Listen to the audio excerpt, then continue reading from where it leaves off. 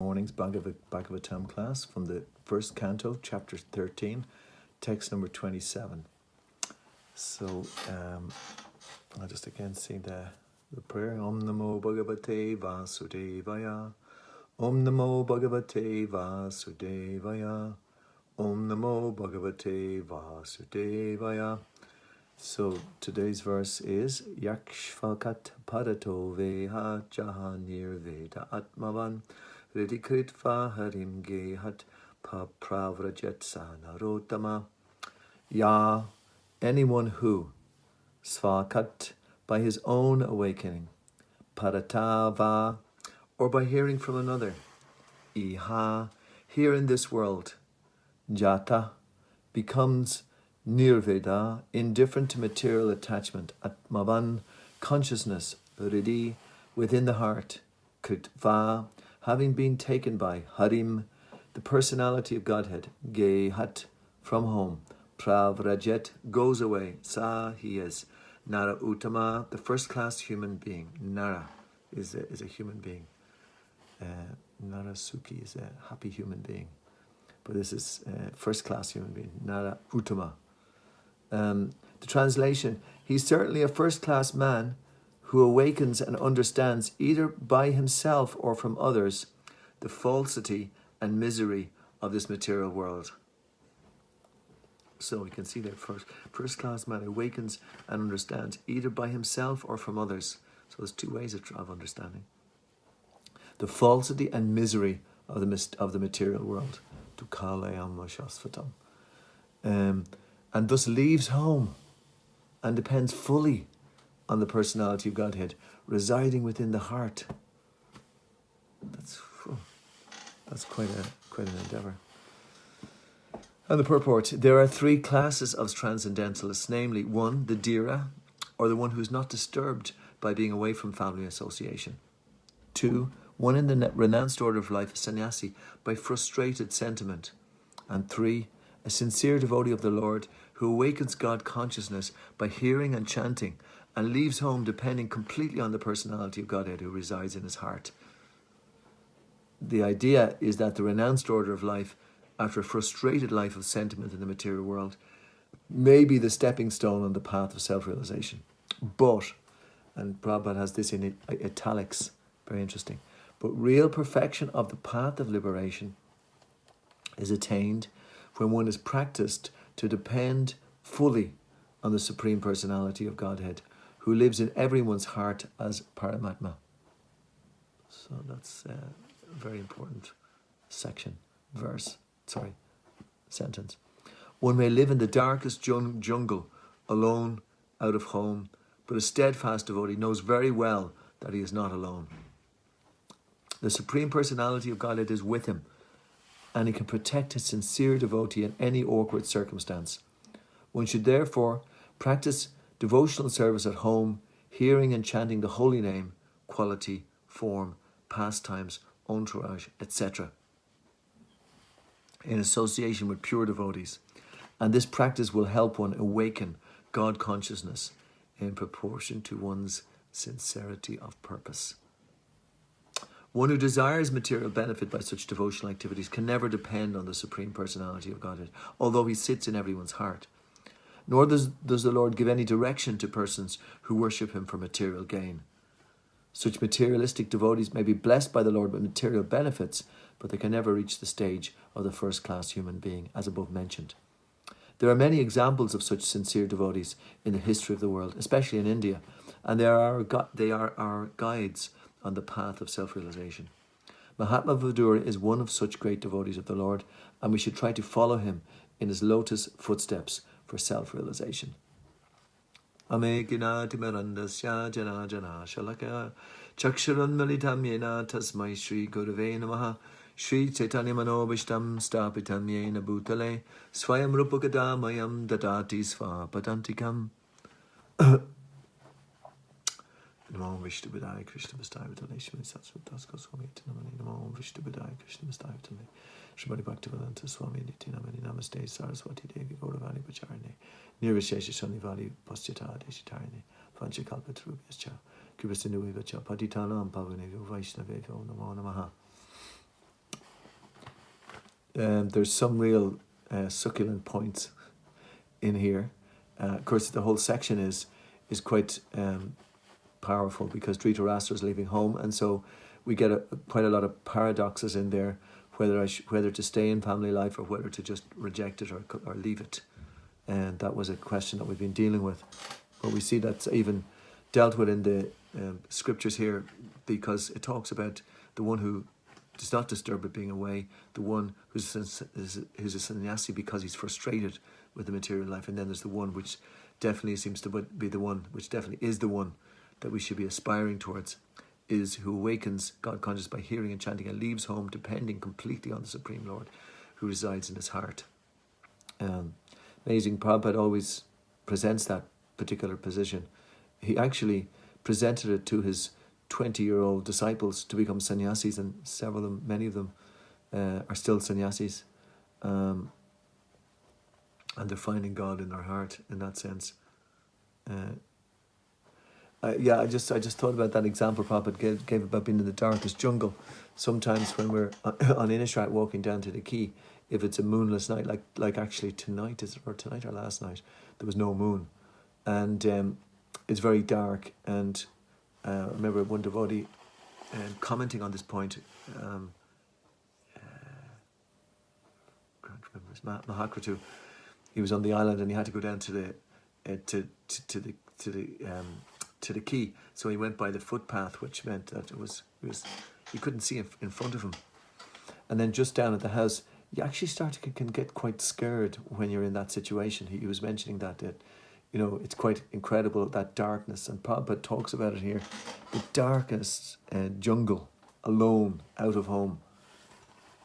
We can talk about it theoretically, but if you're in a place where you can't see in front of you, you can't see your hand because it's totally dark, and the jungle is more, it's not really something that we experience that much, the jungle, but definitely was a relevant example, especially in India, and then just not to feel alone, and to feel comfortable, or to feel comfortable when somebody's attacking you. Say somebody starts to attack you, will you depend on Krishna at that point? Of course, it might be that you have to defend yourself, but who are you defending? I mean, are you in the mentality that I'm a servant of Krishna, therefore to preserve my service I have to defend myself, or are you in the mentality, well, Krishna must want this, so I suppose I have to tolerate this? These are different mentalities that are there. I mean, in other words, it's not a theoretical understanding. Even is to do something in a way that's like as a sadhana. I remember one time, it was quite an unusual situation I was in, and I acted accordingly as I knew that I should act in that particular situation. But afterwards, for a long time, I kind of didn't defend myself in a particular situation.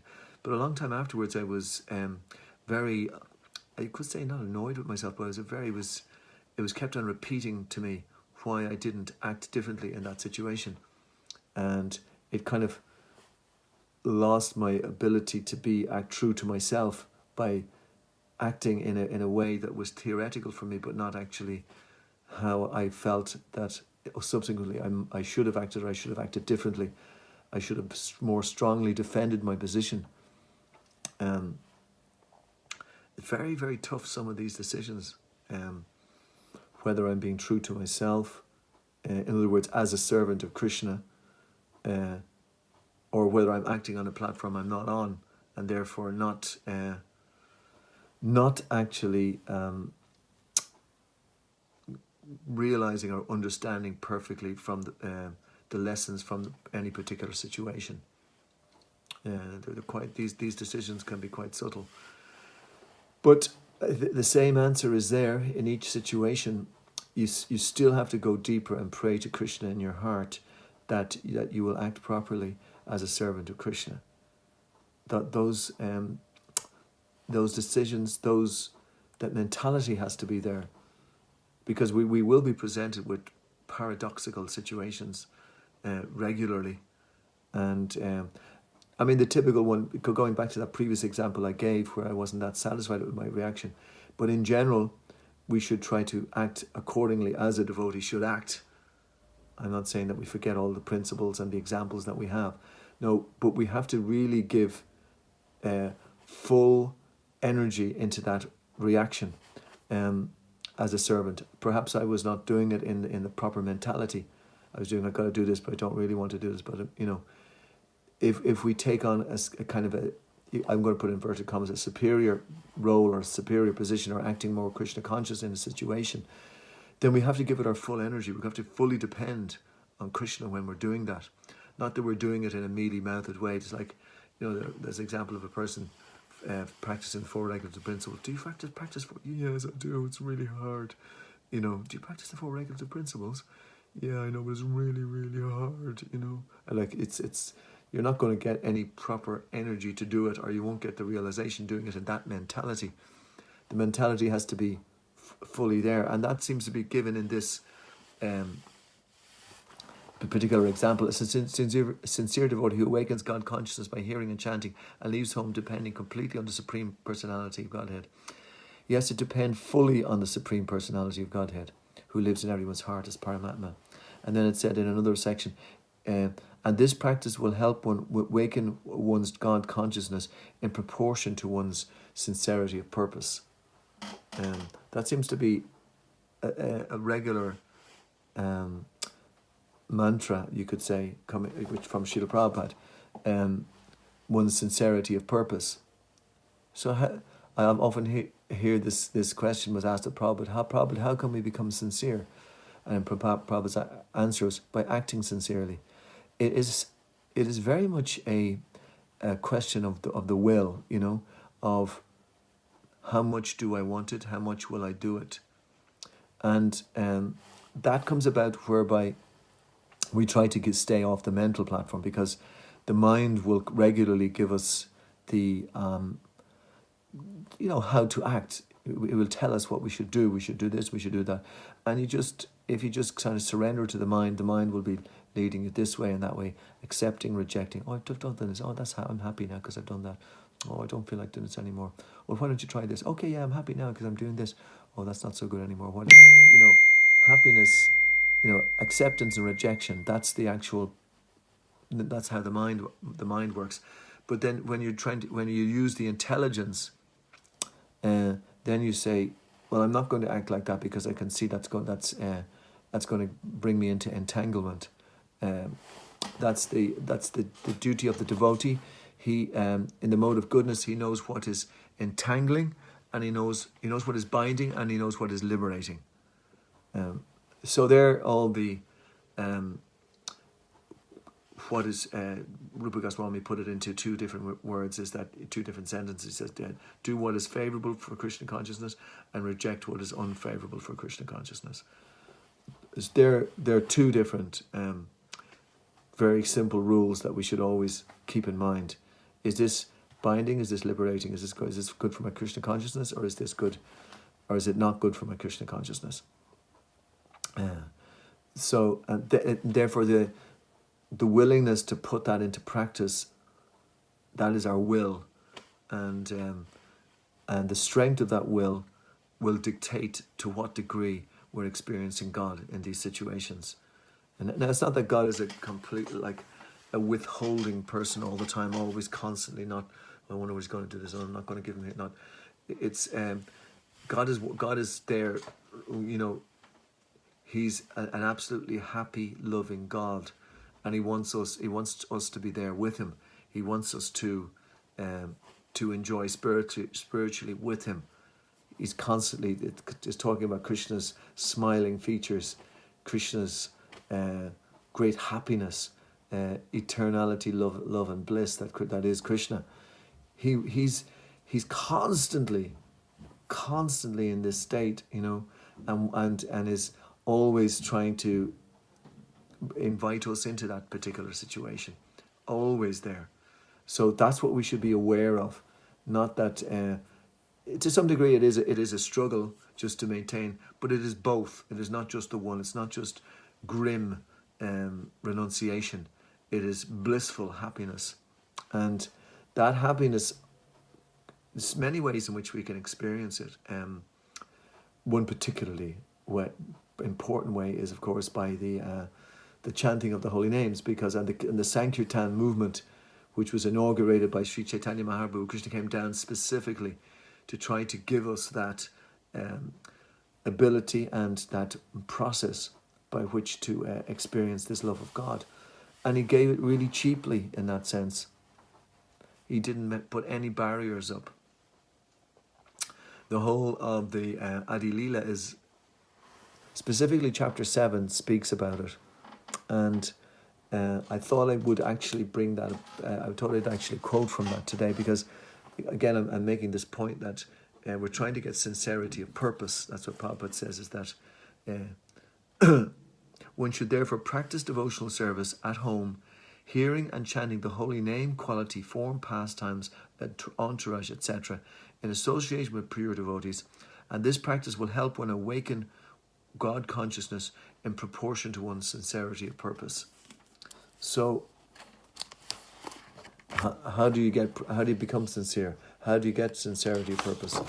Well, in this section, in the chapter 7, in the Adi Lila, I wanted to read some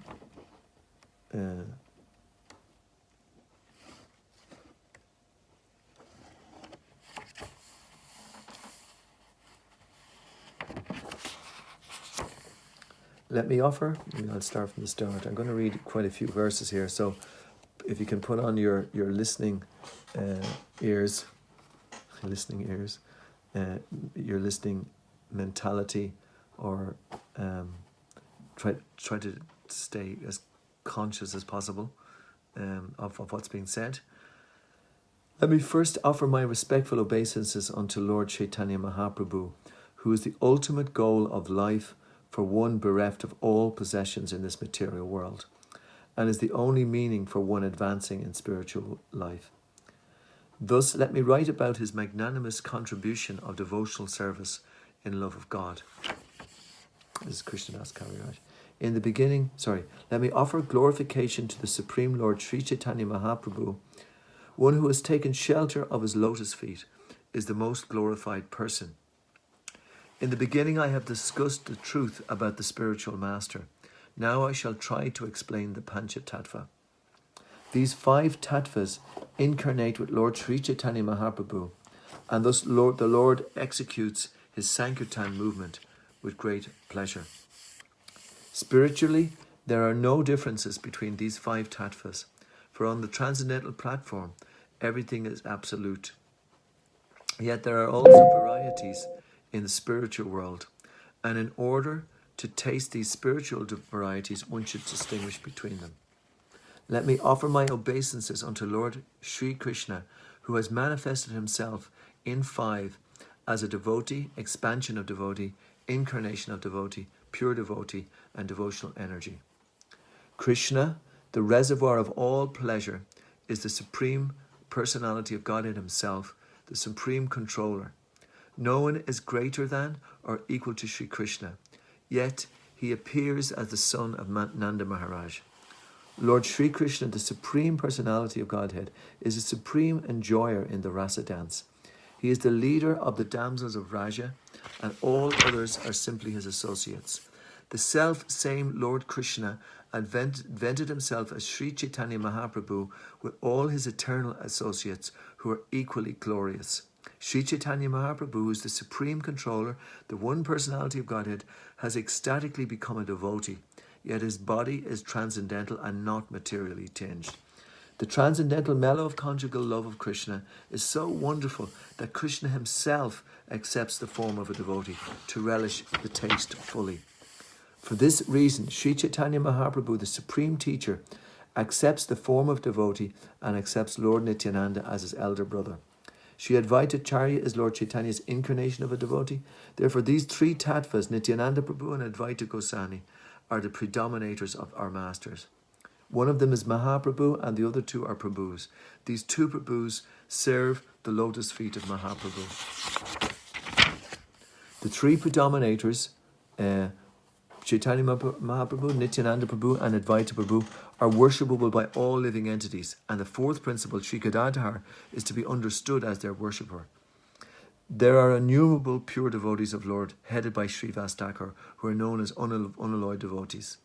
The devotees headed by Gadadhar are to be considered incarnations of the potency of the Lord. They are internal, potential devotees engaged in the service of the Lord. The internal devotees or potencies are all eternal associates in the pastimes of the Lord. Only with them does the Lord advent to propound the Sankirtan movement. Only with them does the Lord taste the mellow in conjugal love. And only with them does he distribute this love of God to people in general. So that's what I'm getting at. This is us. God has come and given this to us.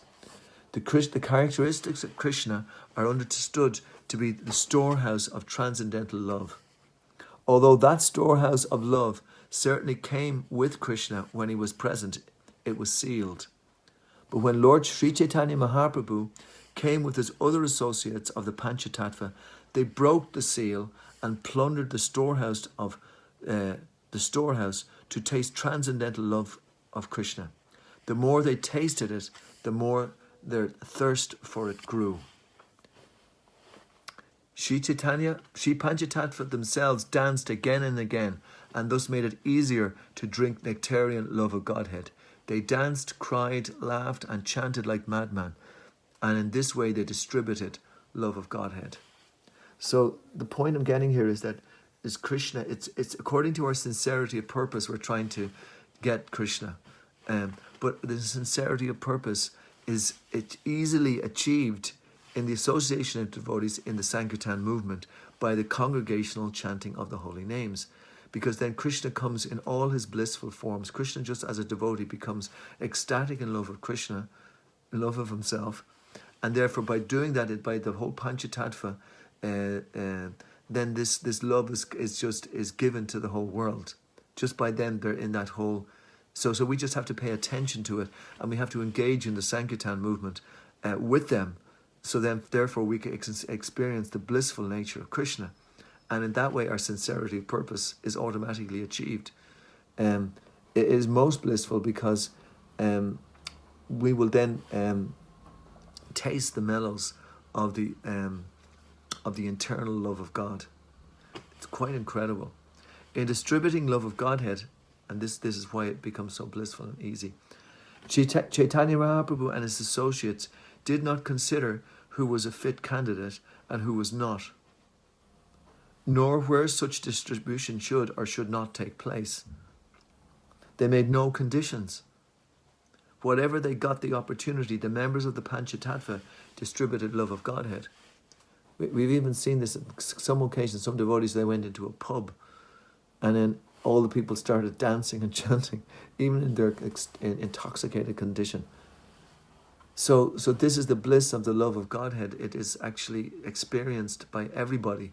And there is no limit, there's no place we should not go, or there's no person who is not qualified, because our disqualification is our qualification. So that's why we have to be humble. That is another important quality to achieve the sincerity of purpose. The humility to realize that we are not very advanced, or we're not very qualified. We're coming from the most heinous backgrounds. We're coming from the middle of the Kali Yuga, and therefore we are most disqualified. But somehow or other, we have got connection with the Sankirtan movement, and the Lord is blissfully with the Panchatattva chanting and chanting and chanting, and by association, we're associating with devotees, we're becoming involved in this chanting, and then we become witness to the internal potency of Krishna and the Krishna's internal abode and the eternal pastimes. So therefore, although the members of the Panchatattva plundered the storehouse of love of Godhead and ate and distributed its contents, there was no scarcity. For this wonderful storehouse is so complete that as the love is distributed, the supply increases hundreds of times. So that's why there's an anxiety to spread the Krishna consciousness movement. Because when we're spreading it, then suddenly we're getting more and more. That's been the experience. Obviously, hearing and chanting is so important. Otherwise, we couldn't hear about what's being spoken about here, because it gives us a tangible expression of what we're experiencing, and therefore it concretizes our experience and gives us more faith. That is Maya Shaktamana Parta Yoga Yunjan Madashraya Asangshayang Samagramam Yata Yashasi Takshanu. Now hear from me how by experience the love of Godhead you can know me in full, free from doubt. So by hearing from Krishna, we become free from doubt. So that gives us the it's like, you know, in a court case, you quote precedents, and also you quote the law. So you become familiar with what the law is, and therefore when you quote it, you're even more confident that what you're speaking is correct, because it is not what you're saying, but you're just repeating what is the law. And I've often found actually that sometimes you can get very much criticized by, you know, for some of your activities, even in Krishna consciousness. But sometimes you do get praised, and you know, what do you do with that? But if we're a servant, you know, for serving Krishna, that's just, then it's nothing to do with you, because you are just presenting what you're to do as a servant. That's just your duty. Whether you're praised or blamed, you just do it. And that it's not that you don't need encouragement. We all need encouragement from senior devotees. It's just to be recognized, to be appreciated. That has a great effect as well. So appreciated is one thing, but praised is another thing. We have to know how to take both of those. And we have to know how to give appreciation. And especially also you have to appreciate Krishna. In the verse in the I think it's mentioned in quite a few places, the Gayatri mantra, the first verse is glorification of the sun Tatsavitar, and Dimahi means we worship, and but it's incredible example why that's in the Gayatri mantra, that, you know, you're worshipping the creation which was created by Krishna, and how Krishna is coming up every day is in the example of the sun, and Krishna is always there for us. So we're appreciating, basically, that's the point. So we're appreciating Krishna as well, appreciating the scripture. The flood of love of Godhead swelled in all directions, and those young men, old men, women and children were all immersed in that inundation. The Krishna consciousness movement will inundate the entire world and drown everyone, whether one be a gentleman, a rogue, or even lame, invalid or blind. When the 5 members of the Panchatattva saw the entire world in love of Godhead and the steed of material enjoyment in the living entities completely destroyed, they all became exceedingly happy. The more the 5 members of the Panchatattva cause the rains of love of Godhead to fall, the more the inundation increases and spreads all over the world.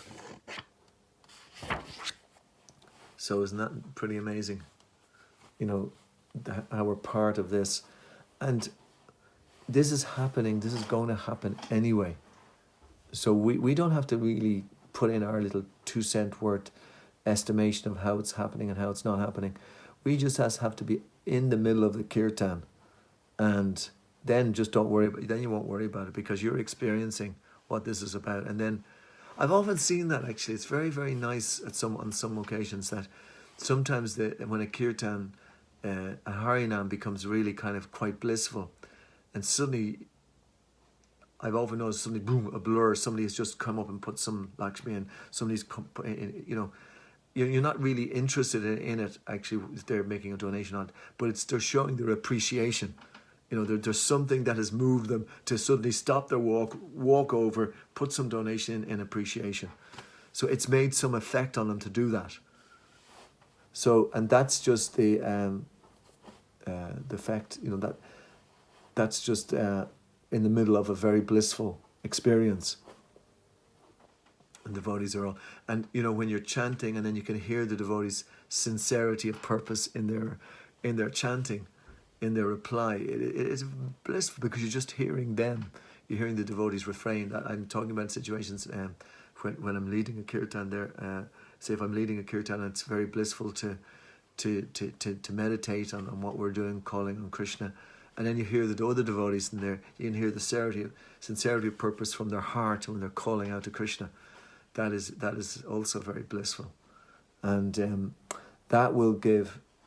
that's what's been talked about here, because behind it all is Lord Chaitanya, and he's they're all being very happy and satisfied. So we become satisfied and happy in heart, and devotees become very pleased and very happy. And of course that's in different services, whether it's washing the pots, whether it's making lovely new cupboards for Panchatattva, for Radha Govinda.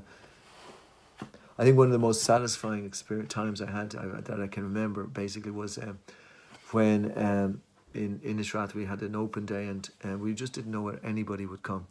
And then at about 10:30, the first few people started to trickle in, and the ferry was bringing people over. And then by 11:30, the ferry was coming back and forth, and 40 people or 50 people would walk off the barge and walk up, and few people, and then more people would come, and more people would come. It was just so ecstatic. And at the end of the day, we were very tired and very, very happy, very, very blissful. We had given out lots of prasad, and we had done some great cooking demonstrations. People had, been to talked, and they'd sat on the lawn, and they were happy and satisfied. Yeah, blissful, very blissful occasions, and all the hard work you put into something like that. Anyway, these are just different thoughts on this main point, which was basically, I took the point of sincerity of purpose, because you're not going to experience the reality of Krishna or being able to surrender to Krishna unless we have that sincerity of purpose, which we do by practicing devotional service at home, hearing, chanting, fantastic. It's again like when it's Srimad Prabhupada's purpose. You could take any amount of from one sentence and spend your whole time speaking about it, and Prabhupada is just giving the instructions in it all of the time. Anyway, I like to speak not very long on these topics in the morning time, because people are busy, but I'll just Prabhupada talked about the two different types of surrender, but then he said in italics, but real perfection of the path of liberation is attained when one is practiced to depend fully on the Supreme Personality of Godhead, who lives in everyone's heart as Paramatma. So with that thought, depend fully on Krishna.